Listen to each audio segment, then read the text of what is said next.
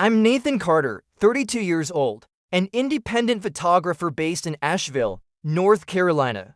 I've built my business from nothing: weddings, wildlife, magazine spreads, the kind of work that pays the bills if you're good at it, and I am. But to my in-laws, especially Linda, what I do has never been enough. "How's the little photography hobby, Nathan?" George would ask at family dinners, not even trying to hide his disdain. He was an investment banker, the kind of man who measured success in square footage and stock options. Every Sunday dinner at their house was the same. Linda would fuss over her daughter, while George interrogated me about my finances. My wife, Emily, would squeeze my hand under the table, a silent apology for her parents. I'd been shooting a wildlife assignment in Montana all week, trudging through knee-deep snow to photograph bison for National Geographic. I was exhausted, but Emily insisted we couldn't miss her mother's birthday dinner. "Just a couple hours," she promised. I should have listened to that knot in my stomach when Linda cornered me in the kitchen, the way her eyes darted around before she handed me that drink, the slight tremor in her fingers as she said, "I made it special, just for you." Something wasn't right. I just didn't know how wrong it was about to get. Emily and I met 6 years ago at an art exhibition where my work was featured. She was finishing her master's in environmental science, and I was just starting to make a name for myself. We connected. Instantly, she understood my need to capture the world through a lens, and I admired her passion for protecting it. Her parents were another story. From our first meeting, George made it clear he had expected someone different for his daughter, someone with a desk job, a retirement plan, a company car, someone exactly like him. Linda was subtler. She'd praise my photos while asking when I planned to settle into something stable. She'd invite me to family functions, then introduce me as the photographer instead of her son-in-law. For years, I tried to win them over. I'd bring expensive wine to dinner, show them published work, mention high-profile clients. Nothing changed their perception that I was just passing through their daughter's life, a phase she'd outgrow. Last Christmas, I overheard Linda on the phone. "Emily could have married Thomas, orthopedic surgeon, family money, but she chose the creative one." The way she paused before creative made it sound like a disease. George was more direct. When Emily and I announced we were trying for a baby, he pulled me aside. "Children are expensive, son. Maybe think about real employment before bringing one into the world." I never told Emily these things. She loved her parents despite their flaws, and I didn't want to force her to choose sides. So I smiled, shook George's hand firmly at every visit, complimented Linda's cooking, and kept my thoughts to myself. But there were signs I should have taken more seriously. The way Linda would ask Emily to help in the kitchen whenever I talked about a successful project. How she'd accidentally exclude me from family photos. The time George suggested therapy for Emily's impulsive decisions while looking directly at me. I ignored it all, thinking time would eventually bring acceptance. I was wrong. The Friday of Linda's birthday dinner, I returned from Montana with raw, wine-burned cheeks and a memory card full of images that would pay our mortgage for 3 months. I was bone-tired but showered, put on a button-down shirt, and drove us to her parents' colonial-style home in the expensive part of town. Dinner started normally. George bragged about a recent deal. Linda fussed over the table settings. Emily's brother Ethan and his wife, Claire, made polite conversation. I nursed a beer and counted the minutes until we could leave. After the main course, Linda announced she'd made her famous sangria for dessert. She disappeared into the kitchen, and I offered to help carry glasses. That's when I saw it. She had 2 glasses separate from the others. As I entered, she quickly added something from a small vial into one of them. It wasn't a garnish or flavor, it was colorless, odorless, and she tucked the vial away the moment she heard my footsteps. "Oh, Nathan, I've got this," she said, too brightly. "This one's for you, special recipe for my favorite son-in-law." My throat tightened. The glass had a barely perceptible film floating on top, catching the light. "Let me help you carry these," I said, taking both glasses she'd prepared. In the dining room, George was checking his phone, barely looking up when I approached. "Sangria, sir." I placed the tampered glass in front of him instead of taking it myself. I watched him drink, making an excuse about preferring water with my dessert. 45 minutes later, George was pale, sweating, and rushing to the bathroom. The violent sounds of his illness echoed through the house. Linda's face drained of color when she realized what had happened. Her eyes met mine across the table, and in that moment, I knew two things with absolute certainty. My mother-in-law had tried to poison me, and she knew that I knew. I didn't react, didn't confront her, just ate my chocolate cake while Emily rushed to check on her father. In the chaos that followed, George insisting it must have been food poisoning, Linda stammering about bad shellfish, I quietly pocketed the untouched glass meant for me. Something had shifted inside me. The anger I felt wasn't hot or explosive. It was cold, deliberate. I wasn't just going to let this go, but I wasn't going to fight their way either. I was going to make them face exactly who they were. The Monday after the dinner, I took the glass to Ryan, a former client who ran a toxicology lab. "Personal or professional?" he asked when I explained what I needed.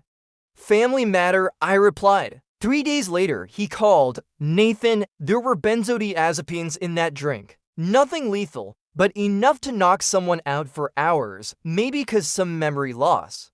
"Where did you get this?" I thanked him and asked for a written report. I didn't answer his question. That night, I told Emily I wanted to skip Sunday dinner. For a while, said I needed to focus on an upcoming exhibition. She was disappointed but understood. I didn't tell her about the test results. Not yet. I needed more information first. Over the next 2 weeks, I did some digging. Linda had a prescription for Xanax from 3 different doctors. She'd been doubling and tripling her doses for years. There were also rumors about her in town, strange behavior at a neighbor's party, accusations of stealing jewelry at her country club, stories her family had worked hard to bury. I compiled everything and waited for my moment. It came when Emily mentioned her mother needed photos for a social media profile. She specifically asked if you would take them. Emily said, surprised by the request. I agreed. The following Saturday, I arrived at their house alone, camera bag in one hand, a sealed envelope in the other. Linda was waiting, dressed expensively, makeup perfect. George was at the office. She explained. "Before we start," I said quietly, "I thought you might want to see this." I handed her the envelope containing the toxicology report, along with printouts of her multiple prescriptions. Her hands trembled as she read. "This is absurd," she whispered. "I would never. We both know what happened." I cut her off. "What I don't know is why." Her face hardened. "You're not good enough for my daughter. You never will be. A man should provide security, not pictures and drugging your daughters. Husband provides security." I kept my voice level. "It wasn't going to hurt you," she snapped. "Just make you sick. Make you miss that ridiculous gallery opening you've been talking about for months. Show Emily that you're unreliable." I let that sink in. "Here's what happens next," I said finally. "You're going to tell George what you did. Then you're both going to start treating me with respect, not because you've suddenly changed your minds about me, but because the alternative is Emily finding out exactly who her parents are." Linda laughed, but it sounded hollow. "She never believed you over us." I picked up my camera bag. "Maybe not. But she believed the lab report and the prescription records and the neighbors you've alienated. Are you willing to bet your relationship with your daughter on that?" I left without taking a single photo. That night, Linda called Emily in tears, claiming I'd behaved inappropriately during our session, said I'd been hostile and threatening. When Emily confronted me, I couldn't hide the truth anymore. I showed her everything, the lab report, the prescriptions, even text messages from her mother that had become increasingly hostile over the years. "My mother wouldn't do this," she kept saying, but her voice lacked conviction. The next day, she confronted her parents. I wasn't there, but when she returned home, her eyes were red from crying. "My father says it's all a misunderstanding," She said quietly that you're trying to drive a wedge between us because you're insecure about your career. I just nodded. I'd expected this. What do you think? I asked. She didn't answer, just crawled into bed and turned away from me. I'd pushed back, but somehow I'd fallen deeper into their trap. Now I was the villain in their story, and they'd managed to plant doubt in the one person whose opinion mattered most to me. For 2 weeks, Emily barely spoke to me. She went to her parents' house alone, came back with red eyes and new doubt. I threw myself into work, spending long hours in my studio waiting for the storm to pass. Then a package arrived for me, no return address, just my name scrawled across the top in unfamiliar handwriting. Inside was a USB drive and a note. You should see this. Claire, Ethan's wife. The drive contained video files, home security footage from George and Linda's house. The timestamps showed the night of the dinner. There was Linda in the kitchen, clearly adding something to a drink. There was me entering, taking the glasses. There was George drinking from the tampered glass. But there was more footage from after we'd left. Linda screaming at George, blaming him for drinking from the wrong glass. George yelling back, "This isn't the first time you've done something like this." I watched the footage 3 times, trying to process what I was seeing, not just confirmation of Linda's actions, but evidence of a pattern, evidence that George knew. The next file was from 2 days after the dinner. Linda and George argued in their living room about me. "He knows what you did," George said.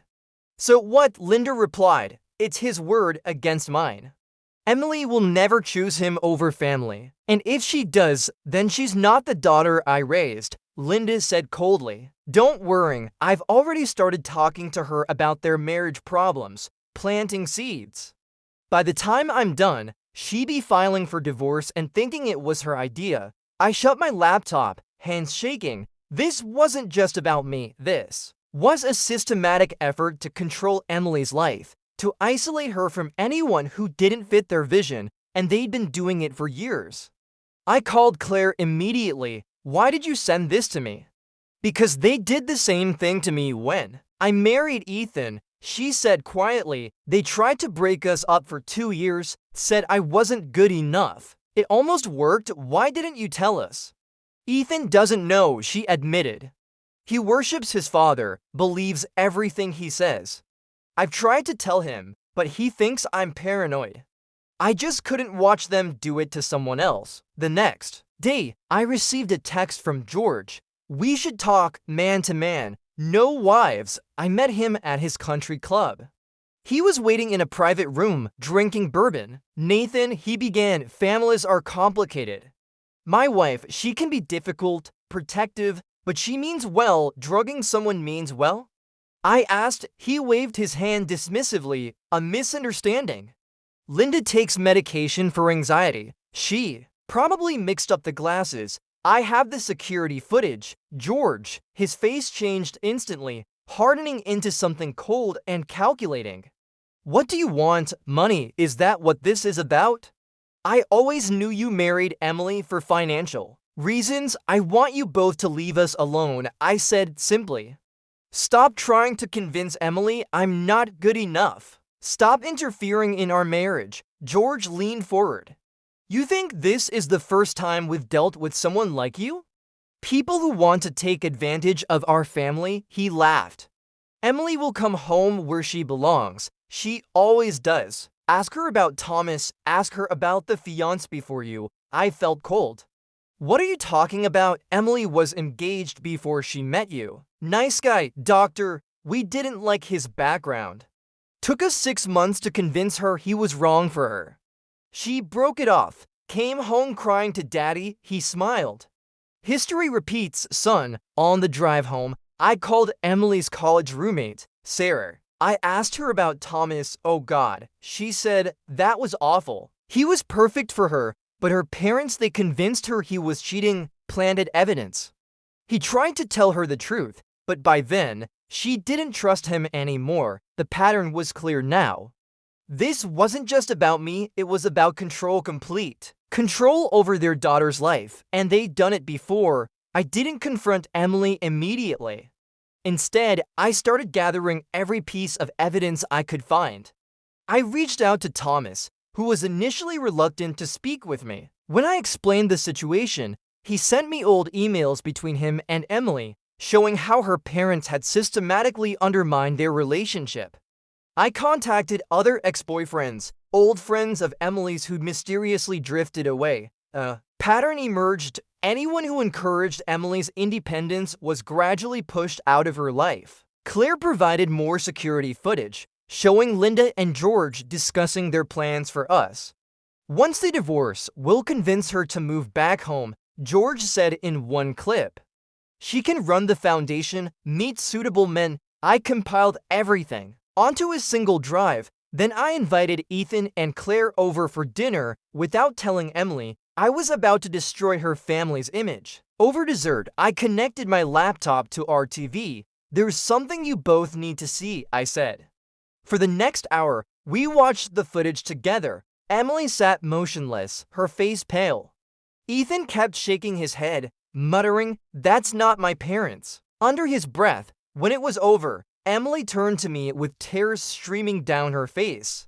"Why didn't you tell me sooner?" "Because I needed you to see for yourself," I said, "all of it, not just what they did to me, but what they've been doing to you your entire life." Ethan stood up, furious. "This is you've edited these videos." "My parents wouldn't do this." Claire touched his arm. "They did it to us too, Ethan. Why do you think they suddenly started liking me after we had James?"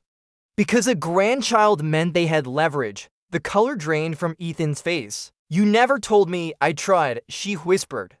"You wouldn't listen." Later that night, Emily crawled into bed beside me. "I need time to process this," she said softly, "but I believe you. And I'm sorry I doubted you." The next morning, Linda called. Emily put her on speaker. "Darling," Linda said cheerfully, "I was thinking you should come stay with us for a while. Your father and I are worried about you. Marriage is hard, and sometimes separation can give clarity." "Mom," Emily interrupted, "I've seen the videos." Silence. "Then what videos?" "The security footage. Of you drugging Nathan's drink. Of you and Dad plotting to break up my marriage." Another pause. "Emily, whatever he's shown you has been manipulated. You know Nathan has always been jealous of our family." "Stop." Emily's voice was firm. "We're coming over tonight. All of us, Ethan, Claire, Nathan, and me. We're going to talk about this as a family. No more lies." After she hung up, Emily turned to me. "They'll deny everything. They'll try to turn this around on you." I nodded. "I know. So what's our plan?" For the first time in weeks, I smiled. "I think it's time your parents met the real me, the one who doesn't just take photos, but knows how to tell a story." That night, we arrived at George and Linda's house with my camera equipment. Ethan and Claire were already there, sitting stiffly. In the living room, George seemed confident. "I understand there's been a misunderstanding." "No misunderstanding," I interrupted, setting up my tripod. "I'm documenting this conversation for the family archives." Lindy objected immediately. "This is private family business." "Exactly," I agreed, "family business. And I'm family, even though you've tried very hard to change that." For the next 2 hours, we laid it all out. The drink, the manipulation, Thomas, the other ex-boyfriends, the pattern that had shaped Emily and Ethan's entire lives. George and Linda denied everything, of course, called me unstable, manipulative. But with each denial, I played another clip, showed another email. Their faces grew paler, their denials weaker. Finally, Emily stood up. "I love you both. You're my parents. But what you've done is unforgivable. You don't get to control my life anymore." Ethan nodded. "We're adults. We choose our own partners, our own paths." Linda started crying, not from remorse, but from the realization that she was losing control. George just looked stunned, as if he couldn't comprehend that his children were defying him. As we prepared to leave, I handed George a USB drive. "This contains everything, the footage, the emails, the testimonies. It's yours to keep." "What's that supposed to mean?" He asked suspiciously, "It means that I'm not going to ruin your reputation by sharing this with anyone else. That would hurt Emily, and I would never do that." I paused. "But if you ever try to interfere in our marriage again, if you ever try to manipulate Emily or speak against me, copies will go to every member of your country club, your business partners, and your precious social circle." For the first time since I'd met him, George looked at me with something resembling respect. "I underestimated you." "Yes," I said simply. "You did." 6 months pass. Emily and Ethan began therapy to work through the damage their parents had caused. Linda and George kept their distance, sending occasional texts, but respecting the boundaries we'd established. Then, over the holidays, they invited us all to dinner. A fresh start, the invitation read. Emily wanted to go. "They're still my parents," she said, "and they're trying." I agreed, but I wasn't naive enough to believe they'd changed. When we arrived, everything seemed normal. Linda had prepared a feast. George was charming, asking about my latest projects with what appeared to be genuine interest. After dinner, George invited me into his study. "I have a proposition for you," he said, pouring me a scotch. "I've been thinking about your career. Photography is, well, it's been good to you, but have you considered diversifying? I could bring you into my firm junior partner track. The salary would be substantial." I took the glass but didn't drink. "Why would you do that?" "Your family," he said smoothly, "and I respect how you handled the unpleasantness. You protected my daughter while standing your ground. That's what a real man does." I set the glass down and touched. "I appreciate the offer, but no." His smile tightened. "Nathan, be reasonable. This is an olive branch, a way for us to move forward." "No," I repeated, "it's another attempt at control. You can't buy me, George. And you can't stand the fact that Emily loves me exactly as I am." "Don't be a fool," he hissed, dropping the facade. "Everyone has a price." I stood up. "That's where you're wrong. And that's why you'll never understand your daughter." I walked back to the dining room, where Linda was showing Emily photo albums. "Look at these," she was saying. "You were so happy when you lived at home." Emily caught my eye across the room. She could see from my expression that something had happened. I gave a slight nod, and she stood up. "Mom, Dad," she announced clearly, "I have something to tell you." Everyone turned to look at her. "We're having a baby, Nathan and I'm 3 months pregnant." The shock on their faces was genuine. Linda recovered first, rushing to embrace her daughter with tears in her eyes. George approached more slowly, glancing between Emily and me. "Congratulations," he said stiffly. "Thank you," I replied, then, lowering my voice so only he could hear, "This child will never be a pawn in your games. I promise you that." His face hardened, but he nodded once. He understood the message. As we drove home that night, Emily squeezed my hand. "They'll never change, will they?" "No," I said honestly, "but they'll have to accept that we have." 3 weeks later, a certified letter arrived from George's attorney. Inside was a deed to our house, which we'd been renting, and legal documents establishing a trust fund for our unborn child. There was no note, no conditions, no strings, just the transfer of assets, clean and irrevocable. It wasn't an apology. George wasn't capable of that, but it was an acknowledgement, perhaps the only one he could give, that we had one. Our daughter was born in summer. We named her Ava, after my grandmother. When Linda and George came to the hospital, they brought gifts but maintained a respectful distance. They cooed over the baby, took photos, and left without trying to give us parenting advice or financial lectures. Months passed. Our relationship with them settled into something resembling normalcy. They never apologized for what they'd done, but they stopped trying to control Emily's life or undermine my career. One evening, as I was editing photos in my studio, Emily came in, carrying Ava. My mother called. She said she wants us to come for Christmas. I looked up from my computer. "What do you want to do?" "I think we should go," she replied, "but with conditions. We stay at a hotel, not their house. We leave when we want to leave." No unsupervised time with Ava. I nodded. Sounds reasonable. She sat down beside me, bouncing the baby gently. You know, she said, I used to think success meant making my parents happy, getting their approval, meeting their expectations. She looked down at our daughter, then back at me. And now I know it's about making choices I can be proud of, standing by the people I love. 2 weeks before Christmas, a large envelope arrived from George. Inside was a glossy brochure for his company's annual report. My photographs were featured throughout landscapes, portraits, architectural shots, the work I'd done on my own terms, without his interference. There was a brief note: hired the best photographer I know. Thought you'd want a copy. It wasn't forgiveness or reconciliation. It was something else. Respect. Perhaps the acknowledgement that I was successful on my own terms, not his. I didn't call to thank him. We both understood this wasn't about gratitude. It was about recognizing the new boundaries, the new reality. That spring, I opened my own gallery in downtown Asheville.